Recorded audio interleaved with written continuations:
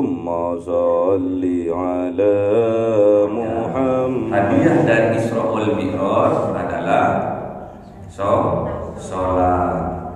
Sebelum Kanjeng Nabi Muhammad di Isra wal Mi'rajkan oleh Allah, Kanjeng Nabi Muhammad dalam keadaan bersedih hati. Kanjeng Nabi Muhammad dalam keadaan bersedih hati. Karena apa? Paman yang menjadi kekuatannya, menjadi tameng keselamatannya, Abu Thalib meninggal dunia. Yang kedua, istri tercinta Sayyidatuna Khadijah meninggal dunia. Yang ketiga, ekonomi Islam pada saat itu diboikot oleh orang-orang kafir. Jadi sebelum Kanjeng Nabi Muhammad di Isra wal Mi'rajkan oleh Allah, dikenal dengan Amul Husni, yaitu tahun kesedihan. Kenapa kok dikatakan tahun kesedihan? Yang pertama, karena tahta pangkat keselamatan, power, Menhan ya sekarang yang jadi presiden itu kan, itu meninggal dunia, yaitu Abu Thalib pamannya. Yang kedua, istri tercintanya Siti Khadijah meninggal dunia dalam tahun yang sama. Dan yang ketiga, perekonomian Islam pada saat itu diboikot oleh orang-orang kafir. Kita niru-niru sekarang boikot produknya orang-orang kafir. Nggak usah balas dendam ya. Jadi tiga inilah penyebab Kanjeng Nabi Muhammad di Isra wal Mi'rajkan oleh Allah Subhanahu wa Ta'ala. Sedangkan bagi kita umat mukmin, orang Islam, orang mukmin, as-salatu mi'rajul mu'minin. Salat inilah mi'rajnya orang mukmin ya. Salat adalah mi'rajnya orang mukmin, orang Islam ini loh. Kita ini loh mi'rajnya adalah salat ya. Sedangkan kita kalau ingin betul-betul khusyuk dalam salat kita, berkualitas dalam salat kita, kita kembalikan asal muasal Rasulullah di Isra wal Mi'rajkan oleh Allah. Abu Thalib lambang tahta, lambang kekuasaan. Siti Khadijah lambang wanita. Ekonomi lambang harta. Jadi kalau kita mau sholat, kita tinggalkan sejenak tiga hal ini, yaitu tahta, wanita, harta. Atau dibalik, harta, tahta, wanita. Wanita ini maksudnya istri ya. Tapi dia aja istrinya sholat berjamaah. Jadi tinggal, dia tak tinggal di rumah. Tak dikira kamu di rumah, nggak boleh ya. Jadi kalau kita mau sholat berkualitas, taruh dulu tiga hal ini ya: tahta, harta, wanita. Karena tiga hal inilah yang menyebabkan Rasulullah menjadi asal muasalnya Rasulullah di Isra wal Mi'rajkan oleh Allah Subhanahu wa Ta'ala.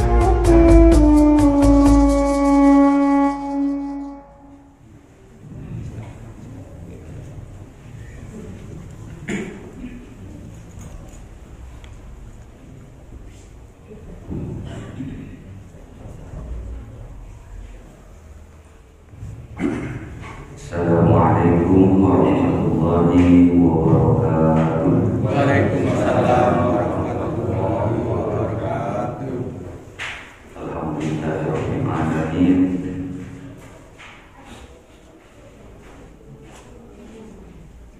Assalatu wassalamu ala asrofil anbiya'i wal mursalin sayyidina wa maulana Muhammadin wa ala alihi wa sahbihi ajma'in, amma ba'd. Pertama-tama saya mohon maaf kurang enak badan makanya agak detik. sama Pak Ustadznya dari malam langsung mulai sembuh. Sudah 4 hari katanya dokter kena angin Jowo, ini Jowo membuat badan kayaknya Jowo itu api nih. Para nabi juga asalnya dari Jowo ya. Orangnya orang Jowo, para nabi itu Jowo nih. Kami diminta oleh takmir untuk mengaji bab sholat. Mengaji bab sholat, tapi jangan dihulur. Kitabnya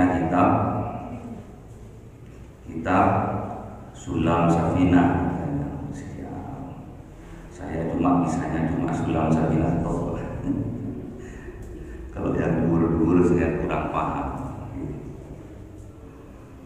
Baik, alhamdulillah pada subuh kali ini kita luruskan niat untuk mengaji, karena pangkatnya yang diangkat oleh Allah, derajatnya yang diangkat oleh Allah, yaitu orang yang beriman dan orang yang mempunyai ilmu.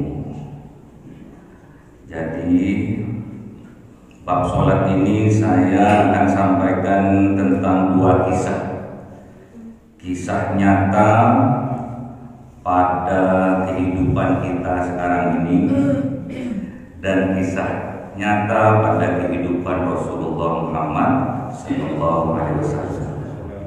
Tapi jenengan harus jujur karena kisahnya kisah nyata. Jadi ada sebuah rombongan mau menghadiri pernikahan walimatul urus.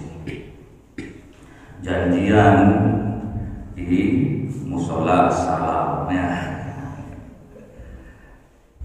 Janjian di musola salam untuk sholat zuhur berjamaah, kemudian berangkat bareng-bareng. Kisahnya minggu. Setelah sholat berjamaah zuhur, rombongan sudah siap-siap mau berangkat. Berangkat. Kok uduk-uduk ada satu orang datang. Uduk-uduk. Ujuk-ujuk ya. Bahasa Jawanya masih belajar. Ujuk-ujuk ada satu orang datang. Udah rombongan mau berangkat. Stop. Tunggu saya. Tunggu saya. Maaf saya tadi terlambat karena di jalan macet. Suhat macet, janjiannya di musola salam. Di Suhat, di jembatan Soekarno-Hatta itu macet. Terus ujuk-ujuk datang, nyetop rombongan, tunggu saya sebentar, katanya yang datang terlambat ini. Dan yang datang terlambat ini belum sempat sholat duhur. Masih agak redek, tenang. Belum sempat sholat duhur. Seandainya orang yang terlambat tadi itu adalah jenengan, perempuan atau laki-laki pun, atau suami istri yang terlambat, cara pamit untuk melaksanakan sholat duhur dulu itu bagaimana? Minta izin untuk sholat duhur terlebih dahulu sebelum berangkat, gimana cara? Seandainya jenengan, makanya harus jujur. Ini berkaitan dengan sholat, kualitas sholat. Bagaimana cara minta izinnya dulu ke rombongan itu? Gimana? Umumnya ada. Umumnya minta izin untuk sholat zuhur apa ujung-ujungnya? Gantos deh. Betul. Biasanya sebelum sholat dulu, ditunggu guys sebentar, guys. Itu yang harus digarisbawahi umum dan nih. Berarti sholatnya niatnya sebentar, guys. Berarti kalau sebentar berarti cepat, betul guys. Kita harus sadari itu karena sudah terekam di bawah alam sadar kita. Jadi kepentingan dunia itu seolah-olah lebih berharga dari kepentingan akhirat. Paham nih? Kita harus ubah itu dulu. Mindset kita harus kita ubah. Kita sadari dulu bahwa sholat itu adalah utama. Paham nih? Paham nih?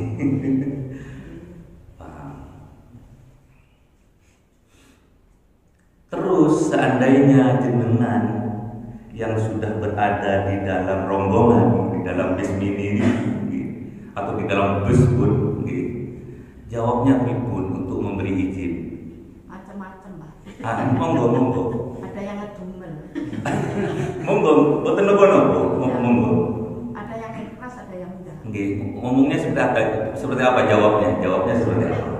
Waduh, sholat Iya cepetan, betul udah dilumel terus iya cepetan, ndak mau yuk cepet biasanya 5 menit bisa jadi 2 menit paham jadi syaratnya sholat itu syaratnya sholat itu berkualitas harus standar paham nggak boleh terburu-buru karena terburu-buru kelakuannya setan. Paham Yang kedua, kisah nyata yang kedua. Jadi Rasulullah melihat ada seseorang, ada makhluk yang inceng-inceng di pintu musola salam. Nggak ada dulu Kalau di zamannya Rasul nggak ada musola, masjid stoyo. Ada makhluk yang inceng-inceng di masjid, di pintu masjid. Sopo iki? Dipangan oleh Rasul. Ternyata setan, iblis ternyata. Ditanya sama Rasulullah, "Lapo awakmu inceng-inceng?" "Lapo awakmu mriki?" "Aku sebetulnya tadi mau menggoda orang yang sedang sholat. Tapi saya nggak berani. Tapi nggak beraninya bukan kepada orang yang sedang sholat, tapi nggak berani pada orang yang sedang tidur di dalam masjid. Kenapa kok kewalik?"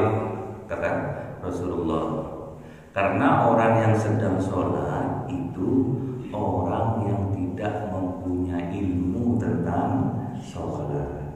Paham? Sedangkan orang yang tidur itu mempunyai ilmu tentang bab tidur. Jadi sebelum tidur dia sudah niatkan i'tikaf dulu. Sambil dia berzikir, sambil dia ketiduran, sampai dia ketiduran. Jadi setan itu, iblis itu tidak takut menggoda orang sholat yang tidak mempunyai ilmunya. Paham? Nah, berarti jenengan sekarang niatkan sungguh-sungguh mengaji agar mendapatkan ilmu. Paham? Kalau kita ingin sukses dunia kita harus dengan ilmu. Kalau kita ingin sukses akhirat kita harus dengan ilmu. Ingin sukses kedua-duanya, dunia dan akhirat harus dengan ilmu. Paham? Man arada dunya fa'alaihi bil ilmi wa man arada al akhirah fa'alaihi bil ilmi wa man aradahuma fa'alaihi bil ilmi.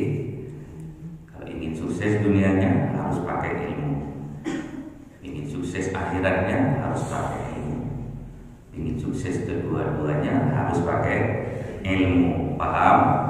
Paham. Karena kita sekarang ingin belajar ilmunya sholat, makanya kita fokuskan pada ilmu tentang sholat. Pertanyaannya, pernahkah sholat khusyuk? Kalau tadi jawabannya enggak, cepat kan?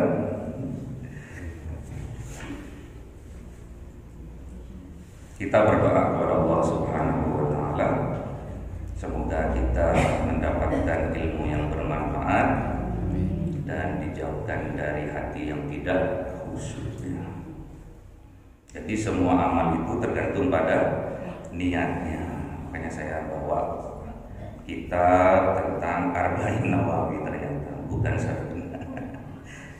Saking terdetiknya dari ini. Ada yang paham? Semua amal tergantung pada niatnya. Kalau nggak dikasih amplop ini kayak anda.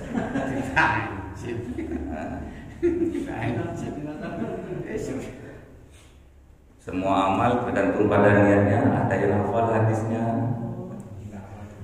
Oh terus? Loh kok cuma itu toh?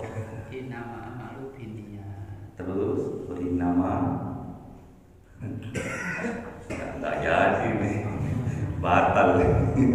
Sasret aja, ayo. Innamal a'malu binniyat wa innama maksubir wa innama likulli imri'in ma nawa. Semua amal tergantung pada niatnya, dan kita akan mendapatkan sesuai apa yang kita niatkan. Jadi kalau jenengan niatnya ke sini ingin mencari ilmu, pasti Allah akan berikan ilmu itu. Bukan karena niat yang lain, bukan karena niat ingin kelihatan soleh solehah, karena niat karena Allah, paham nih? Nanti kita lanjutkan bertahap nih. Minggu depan masih pembahasan tentang bab sholat dulu. Semangat untuk sholat dulu, terutama sholat berjamaah. Pertemuan yang ketiga nanti praktek sholat. Pertemuan yang keempat nanti praktek wudhu. Dan ini akan saya buat buku, dan semua backgroundnya adalah jenengan. Nanti saya bagikan gratis. Saya diundang ke Malaysia, masuk pertemuan ke Malaysia itu masuk kepada Masjid Putrajaya di Malaysia. 2011 saya sudah masuk Malaysia, dan apa yang saya ajarkan di sana hanya 2, tentang wudhu dan sholat. Jauh-jauh orang Malaysia undang saya itu hanya 2. Orang Indonesia kok baru undang sekarang, khususnya orang Sudi Moro. Karena kata Allah, perbaiki sholatmu maka kehidupanmu aku akan perbaiki. Jadi kalau kehidupannya jenengan belum baik-baik saja, berarti sholatnya belum baik. Paham? Jadi saya 2011 masuk Malaysia pertama kali, yang saya minta oleh warga Malaysia hanya 2, mengajarkan bagaimana berwudu seperti Rasulullah dan bagaimana sholatnya Rasulullah. Kita bicara hati ke hati, apalagi kita sesama muslim.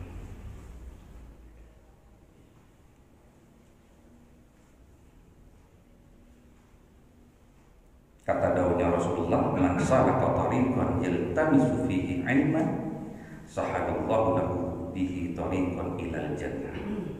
Kalau jenengan sudah niatkan menempuh suatu jalan ini, jalan pengajian ini, dalam rangka untuk mendapatkan ilmu, maka Allah akan mudahkan jalan kita ke surga. Surga itu lambang dari kebahagiaan.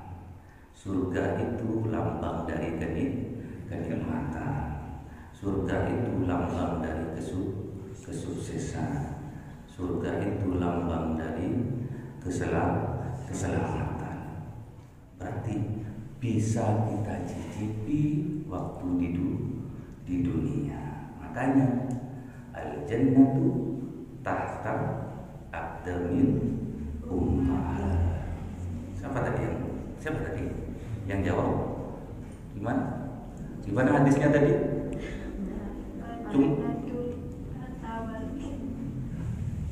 Gimana? Cuma ummahatnya tok ya. Enggak apa-apa, rezeki itu nanti berjalan pasti dapat.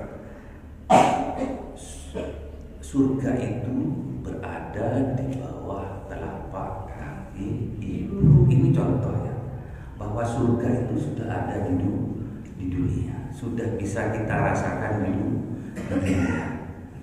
Jadi kesuksesan anaknya jenengan nih tergantung pada ridhonya orang tua. Kesuksesannya, keselamatannya, kesejahteraannya tergantung pada ridho orang tua. Kalau tanpa ridho orang tua tidak akan bisa. Sealim apapun, sepintar apapun, apalagi durhaka, neraka, nggak akan selamat. Na'udzubillah. Makanya jenengan dengan adanya hadis itu harus bisa mensurgakan anak-anaknya. Jangan mentang-mentang kesuksesan anak, keselamatan anak, surganya anak berada pada ridho orang tua saja.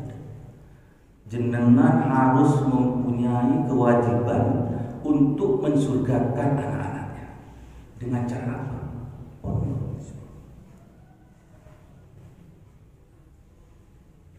Ikutkan pengajian, berikan pendidikan terbaik buat anak. Karena nggak bisa Bu. Anaknya seorang kiai saja mendidik anaknya, nggak takut Bu anaknya. Makanya dititipkan pada temannya. Anaknya kiai A, pondok A dititipkan ke temannya pondok B. Itu biar ada sungkan-sungkannya, biar ada takutnya. Caranya seperti itu. Apalagi kita orang awam, apalagi besok tantangannya lebih hebat daripada hari ini. Dulu kita nggak ada HP, sekarang udah HP. Sampai khusyuknya, kalau sudah HP itu khusyuk. Sholatnya nggak khusyuk, tapi HP-nya khusyuk. Lu kok bisa sholatnya khusyuk? Ya karena lama. Nah itu. Kalau WA kan lama, TikTok kan lama, YouTube-an lama, khusyuk. Kalau sholatnya kita diluk dalam. Talabul ilmi faridatun ala kulli muslim. Ya, mencari ilmu adalah kefarduan bagi setiap muslim, laki-laki maupun perempuan. Wajib fardu. Jadi jenengan kalau belum berkualitas, sholatnya wajib mencari ilmunya. Makanya harus istiqomah sampai selesai. 4 kali pertemuan insya Allah selesai. Pasang niat sungguh-sungguh karena Allah, pasang sungguh-sungguh karena ingin betul-betul sholatnya berkualitas karena Allah, bukan karena siapa-siapa, bukan karena si A, si B, si C, bukan karena orang, bukan karena makhluk, tapi karena Allah. Paham gitu? Waktunya orang mencari ilmu itu kapan? Minal mahdi ilal lahdi. Mulai dari kecil sampai masuk ke liang lahat, sampai mati. Saya sudah sepuh Ustaz, Saya sudah tua, Gus. Wisin, ini izin mencari ilmu itu termasuk mengikuti langkah-langkahnya setan. Baik, bapak-bapak dan ibu-ibu, udah sahur nih? Biar semangat. Tadi saya sahur minum vitamin, berangkat semangat. Walaupun tadi pas ngimami masih perintah sholat turun tatkala peristiwa Isra Mi'raj tanggal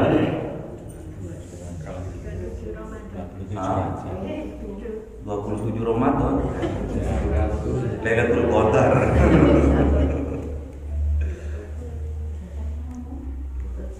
Isra Mi'raj 27 Rajab.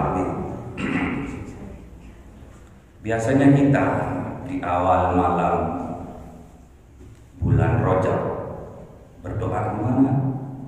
Allahumma barik lana fi Rajab wa sabana wa barik Ramadan. Apa itu kok ditanya nggak bisa? Apal karena dilakukan. Allahumma barik lana fi Rajab wa sabana wa baligna. Karena kita sekarang sudah berada di Ramadan. Berarti kita kemarin telah diberkahi oleh Allah di bulan Rajab. Di bulan Sa'ban diberkahi. Minta diberkahi. Saya kupas sebentar. Kenapa kita disampaikan oleh Allah di bulan Ramadan? Pertama, awal malam bulan Rajab itu adalah malam tatkala kita berdoa kepada Allah, doa kita tidak ditolak. Pernah dengar? Di malam awal bulan Rajab, kalau kita berdoa kepada Allah, doa kita tidak tertolak. Apakah jenengan sudah melakukannya? Putar ngertos, makanya sering mengaji.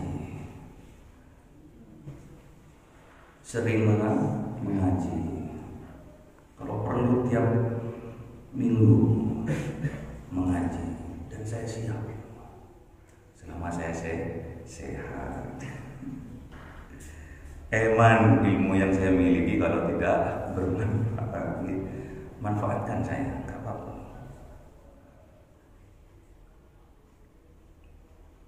Terus ada peristiwa yang luar biasa, yaitu malam Isra Mi'raj, dan hadiahnya adalah sholat. Pernah dengar? Isra Mi'raj hadiahnya sholat. Pernah dengar? Dan sholat ini adalah perintah yang tidak melalui malaikat Jibril. Kalau semua perintah melalui malaikat Jibril, kecuali sholat, Rasulullah diberangkatkan dari Masjidil Haram ila Masjidil Aqsa, terus Mi'raj ke Sidratul Muntaha, ketemu dengan Allah, kemudian diperintahkan oleh Allah untuk sholat. Itulah hadiah dari Isra wal Mi'raj. Berarti di bulan Rajab sebetulnya adalah peningkatan sholat kita. Di bulan Rajab itu sebetulnya ngaji itu dimulai bulan Rajab. Kalau bab sholat. Bulan Sa'ban itu ngaji bab Ramadan. Jangan ngaji bab Ramadan di bulan Ramadan. Itu lambat sudah.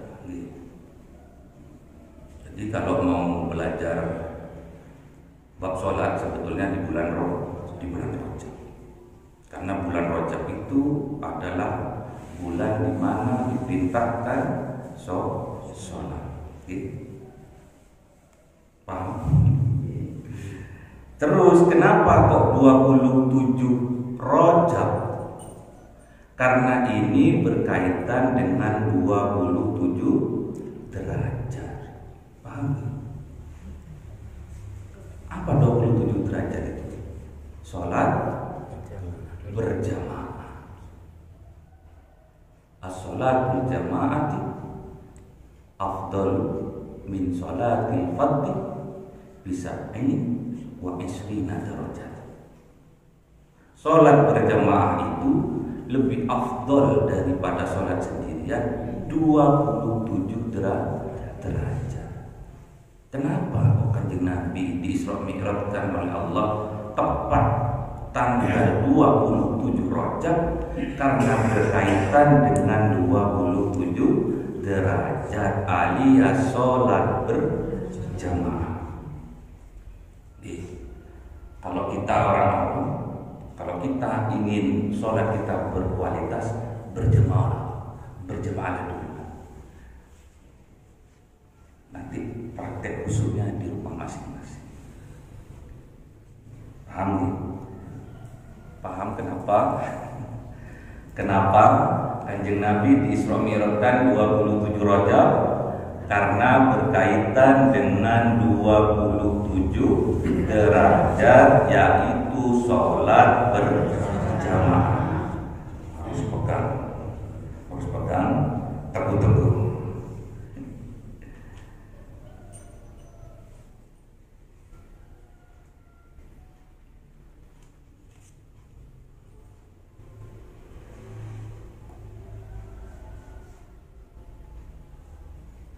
Terutama sholat berjamaah itu diharuskan itu bagi orang laki-laki.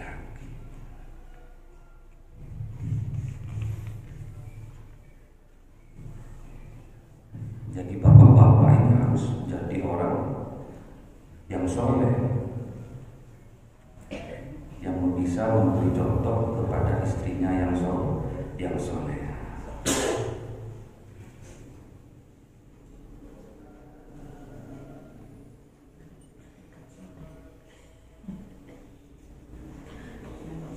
Sholat yang berat bagi seorang munafik, kata baginda Rasul itu, adalah mengerjakan sholat Isya dan sholat subuh. Maghribnya sergap, Isyanya hilang.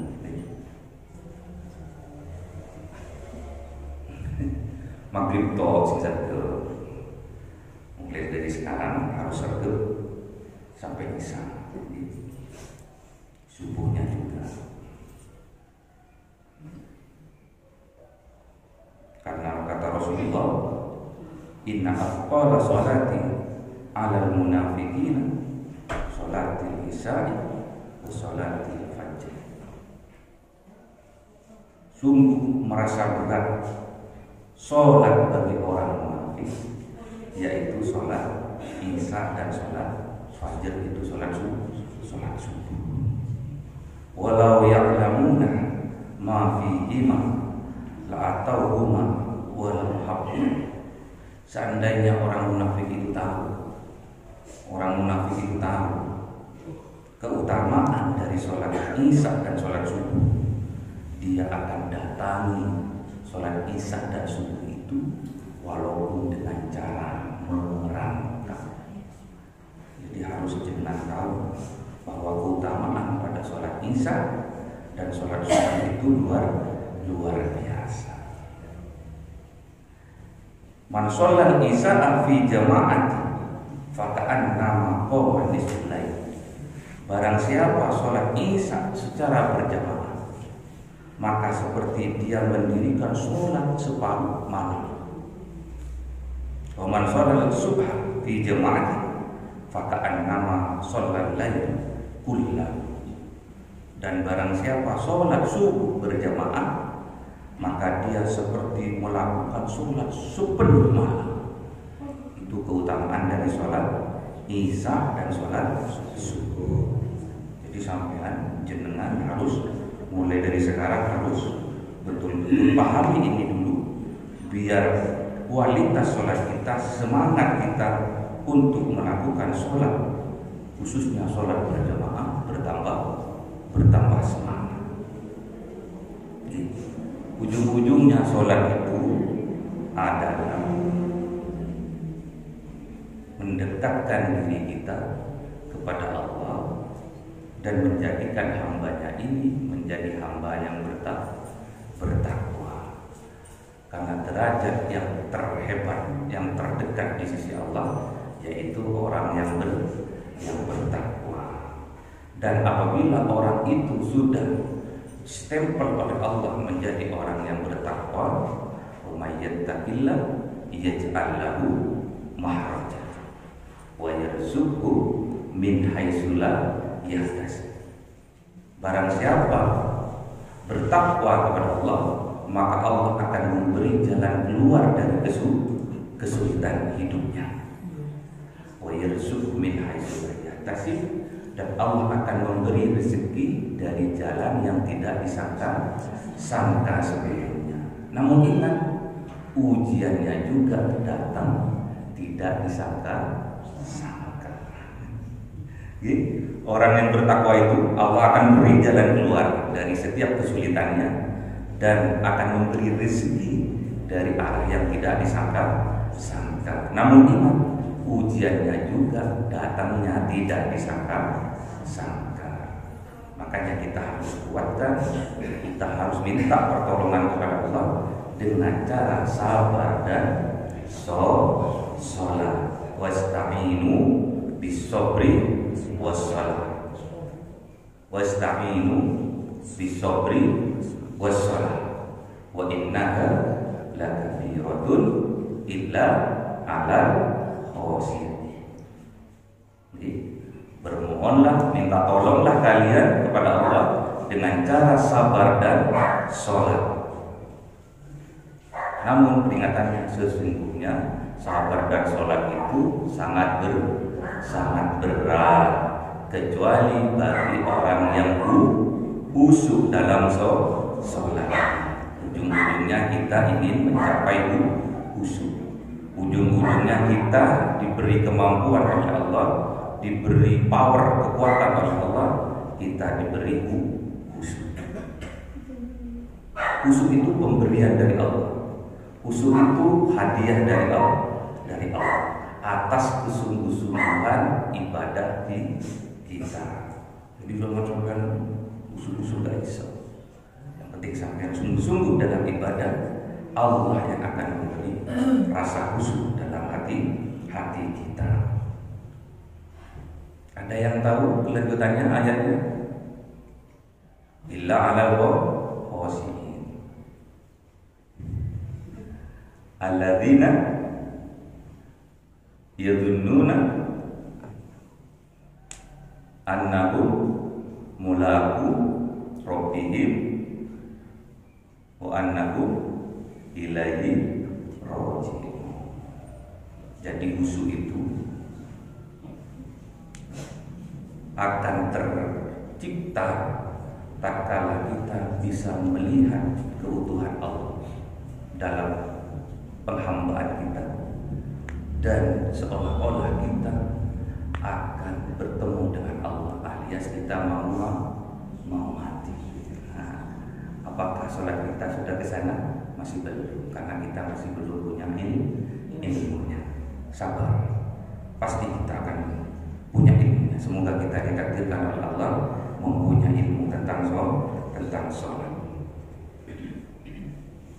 Terus kata Allah di dalam surat Al-Mu'minun, qad aflahal mu'minun alladzina hum fi sholatihim khashi'un. Tidak ada yang hafal sih. Nanti ada kuis biar gak ngantuk ya. Ada kuis habis ini, habis ayat ini biar gak ngantuk. Qad aflahal mu'minun, sungguh beruntung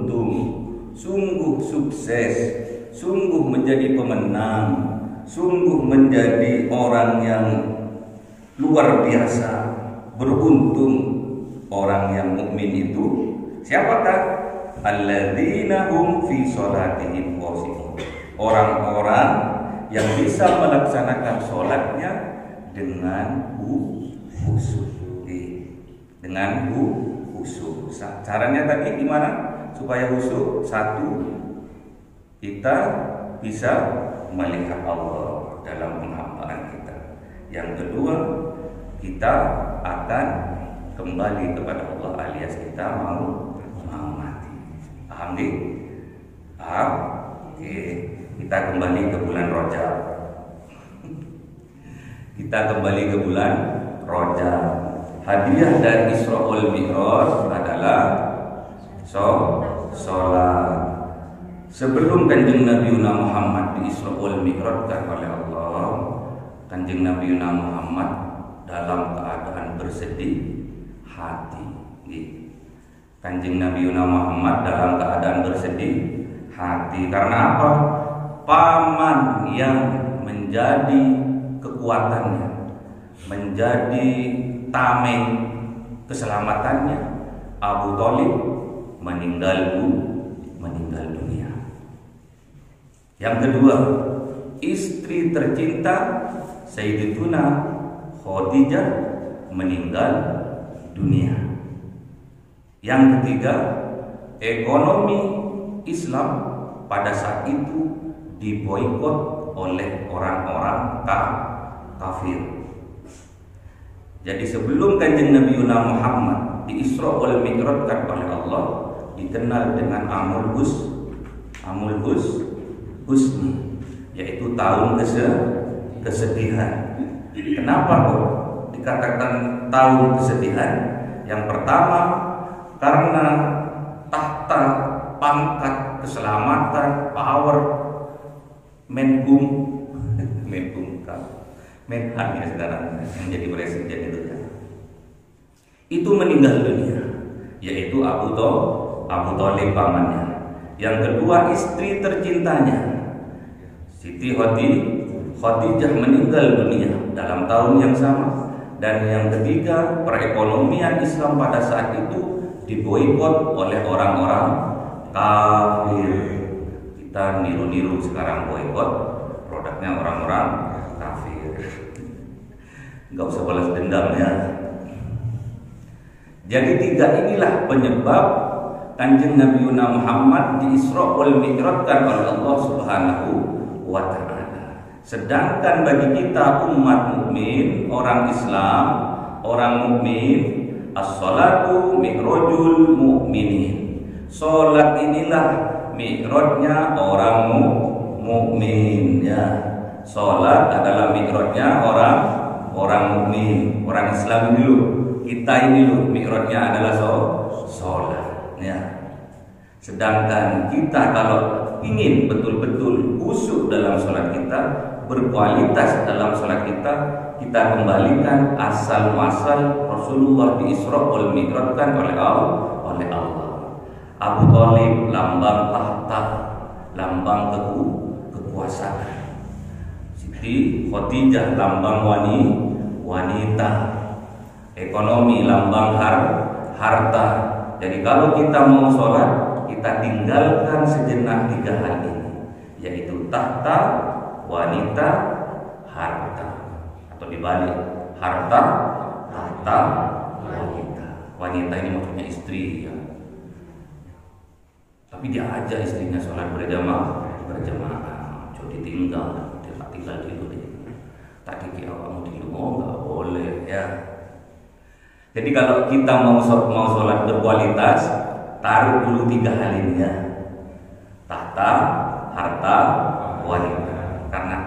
Karena tiga hal inilah yang menyebabkan Rasulullah menjadi asal muasalnya Rasulullah di Isra wal Mi'rajkan oleh Allah Subhanahu wa taala. Paham? Jadi untuk besok,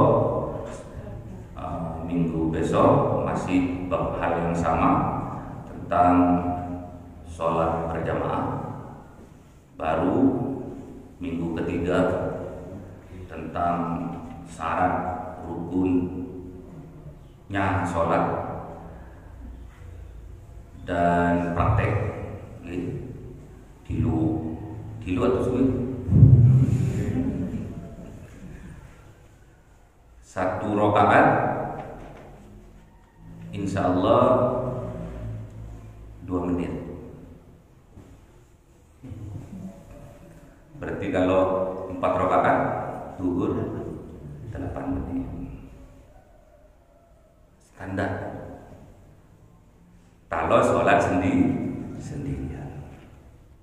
Rasulullah banyak mempraktikkan ini tak kala Rasulullah melakukan sholat sunnah sampai kakinya beliau bengkak. Kalau sholat berjamaah beliau standar, gak ada beliau sholat berjamaah terus baca Al-Baqarah, gak ada. Kalau sholat sendirian bukan cuma Al-Baqarah, Al-Maidah, kadang sampai 4 surat yang panjang-panjang. Kalau kita kan Qul An-Nas. Kalau sholat witir kan gitu nih. Kalau sholat witir kan gitu. Kalau sholat terakhir nggih Qul Huwallahu Ahad, Qul A'udzu Birabbil Falaq, Qul A'udzu Birabbin Nas. Padahal Rasulullah tidak seperti itu. Witirnya toh Rasulullah itu 11 rakaat. Witirnya toh Rasulullah itu 11 rakaat. Saya enggak nyebutkan terlalu jauh. Ingat ya, witirnya toh Rasulullah itu 11 rakaat. Di dalam Ramadan, di luar Ramadan tetap Rasulullah itu 11 rakaat. Witirnya toh belum tarawihnya.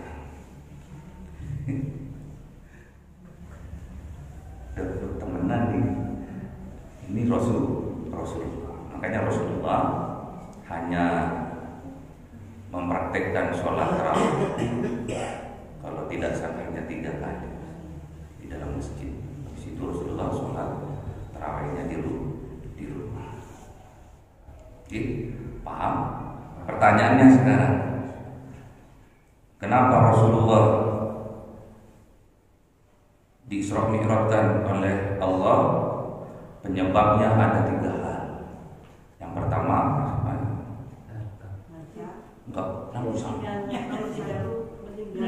ibu dulu. Oke. Satu, namanya Abu Thalib meninggal dunia. Lambang Tahta. Oke. 2, istrinya meninggal dunia. Lambang wanita. Yang ketiga karena ekonominya runtuh. Lambang harta. Niki bonus satu jeneng. Bonus.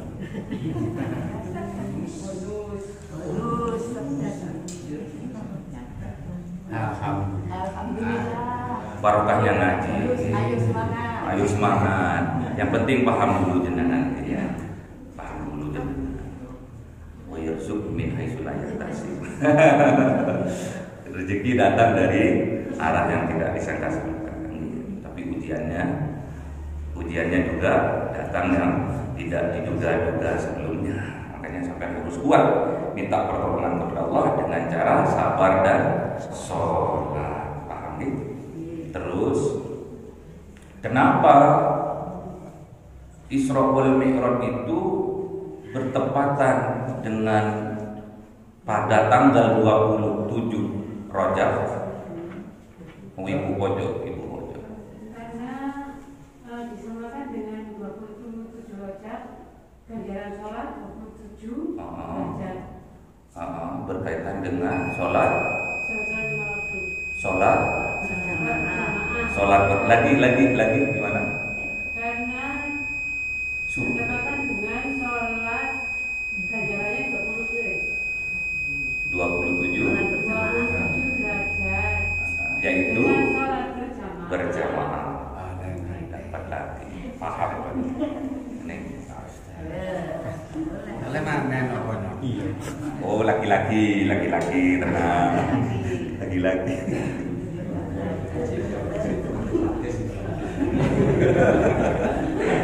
Bapak-bapaknya ini nggak boleh. Jadi itu penyakit hati harus semangat.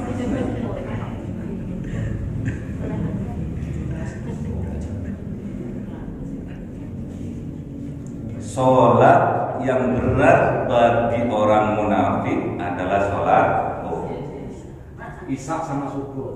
Isya sama subuh.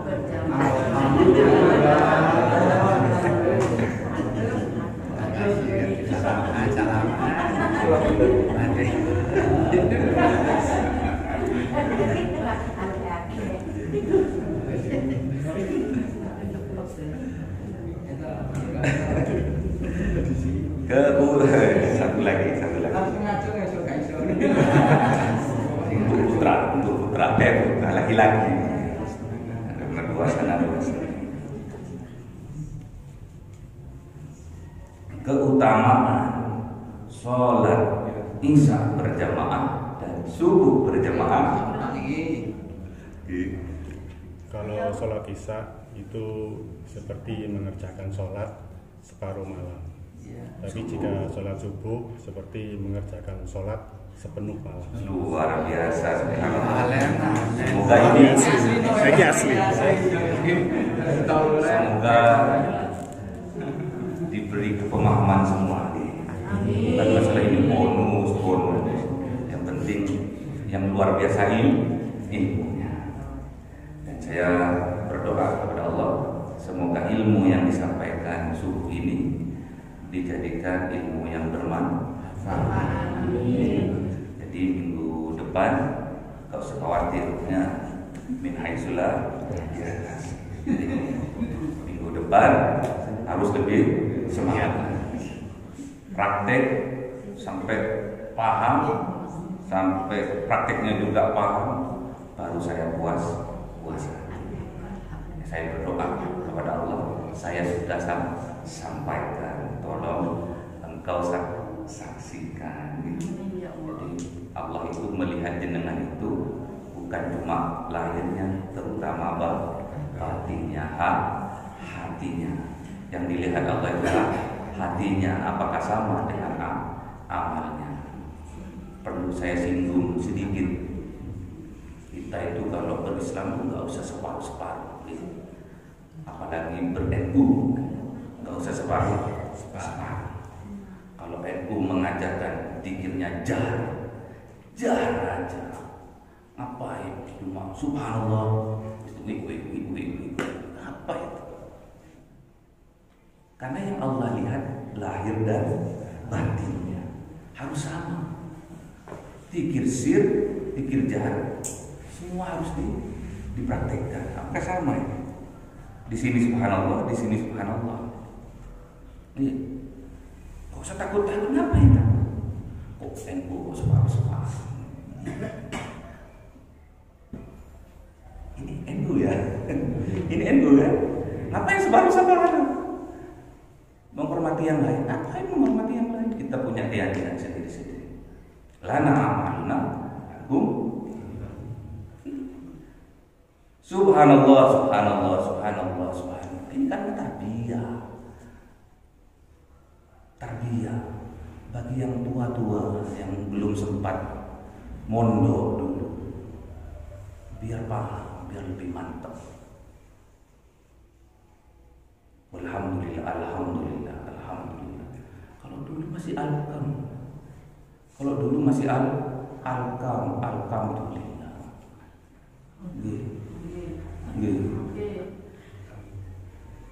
Betul kan? Saya tahunya cuma di sini. Alhamdulillah. Sebetulnya alhamdulillah. Kok bisa? Akhirnya karena terbiasa mendengar. Kalau kita sebagai pemuda, alhamdulillah, cuma satu kali. Habis itu cuma ui itu. NU. Di sini kurang NU-nya. Atau jarang kiai NU di sini. Saya kan sudah bilang 1 tahun yang lalu ya, saya itu mengadakan pengajian setiap ahad pol habis subuh Gak apa-apa, mungkin karena bonusnya kurang banyak ya.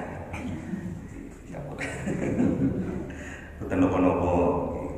Tapi saya sarankan kalau jar-jar nggak usah separuh-separuh.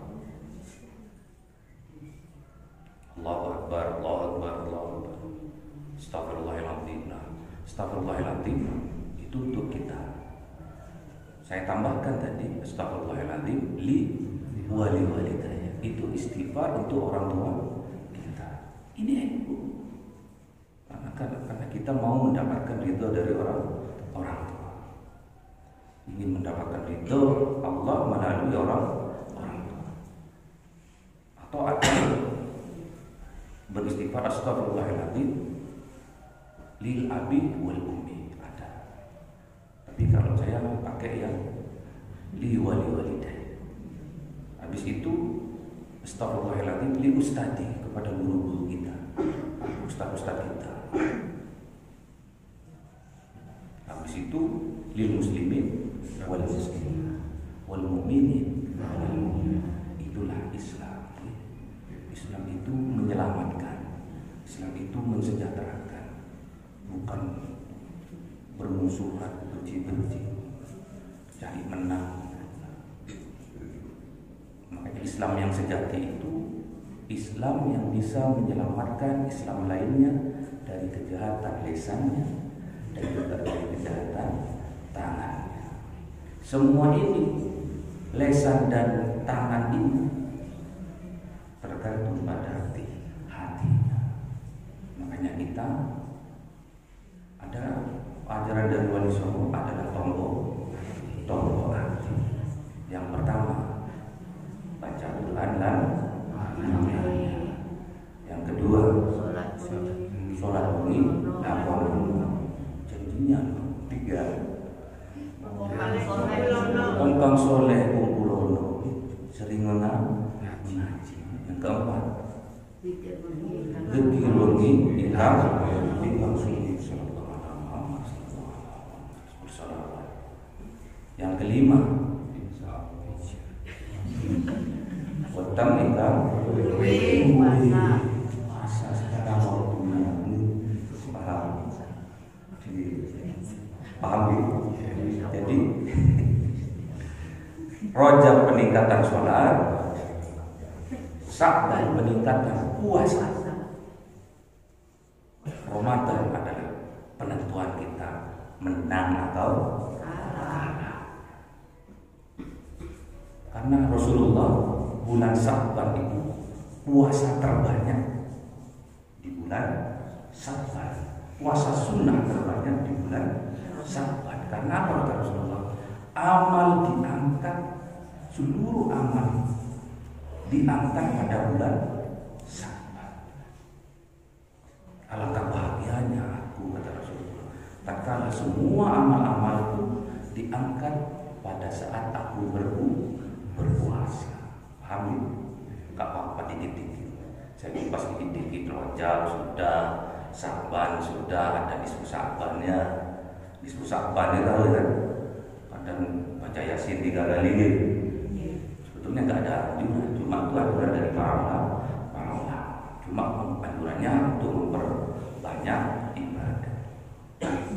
Bulan Sya'ban itu juga terkenal dengan bulan takdirul a'mal.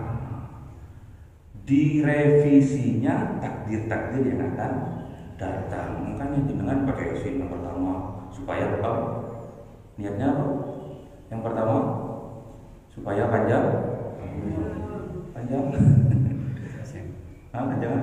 Panjang umur. Gimana? Biasanya niatnya Yasin itu apa? Yang pertama apa? Iman dan Islam. Yang kedua sehat jasmani dan rohani. Yang ketiga rezeki yang barokah. Yang sehat jasmani itu panjang umur, yang termasuk di situ ya. Rezeki yang barokah. Ditakdirnya itu ditakdirkan yang terbaik. Makanya diminta pada bulan nisfu Sya'ban. Karena ditakdir, direvisinya takdir-takdir ya. Semoga takdir kita di tahun ini lebih baik dari tahun yang kemarin. Semoga Allah menakdirkan kita bisa sholat dengan khusyuk sebelum ajal menjemput kita. Amin. Semoga bermanfaat. Assalamualaikum warahmatullahi wabarakatuh. Waalaikumsalam.